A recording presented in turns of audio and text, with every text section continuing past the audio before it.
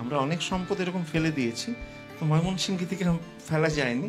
তো ময়মনসিংহ গীতিকাতে মহুয়া বলে একটি পালা, এই জলের ঘাট বলতে মনে হয়ে গেল, জলে না যাইও বারবার বলছে। তো সেখানে এটা গল্পটা যাদের জানা নেই একটু ধরিয়ে দিতে হবে, যে সেখানে একটা বেদের দল, বাদ্যাবাদ্যানি বলে, তারা খেলা দেখাতে এসছে। তার মধ্যে তার নাম হচ্ছে মহুয়া সুন্দরী, অপরূপ সুন্দরী। আর গ্রামের জমিদার হচ্ছেন নদের চাঁদ, তিনি একে ব্রাহ্মণ, তাই জমিদার মহুয়া সুন্দরীর প্রেমে পড়ে গেছেন, কিন্তু বলতে পারছেন না যে তোমার প্রতি আমার প্রেম বা আমি তোমাকে ভালোবাসি বা কিছু। এবার একদিন সেই জলের ঘাট গিয়ে দেখেন মহুয়া একা জল ভরছে। এবার নদের চাঁদ পাকড়াও করেছে মহুয়া। নদের চাঁদ বলছে, আরে জল ভর সুন্দরী কন্যা, জলে দিস ঢেউ।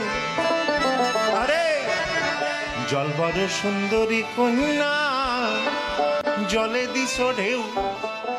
আর আমার সঙ্গে কহনা কথা, সঙ্গে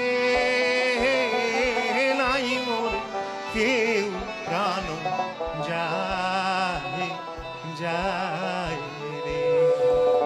মহুয়া নাচড়বান্দা, সে কিছুতেই কথা বলবে না। এরকম অনেক কথাবার্তা চলার পর মহুয়া এবার বলছে, মহুয়ার গানটা রাজীব গেয়ে দিচ্ছে।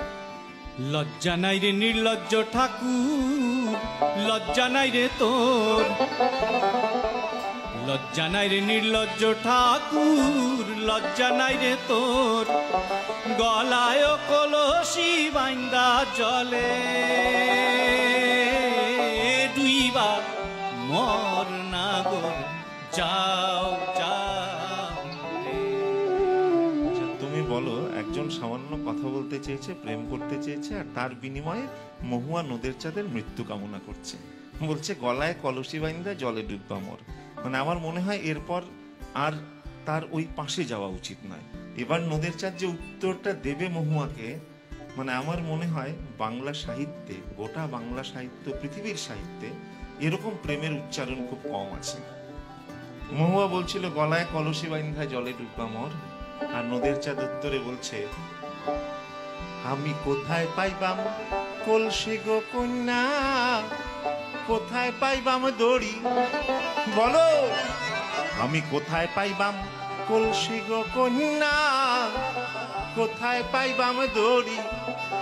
আরে তুমি হইও গহিনী গা, আমি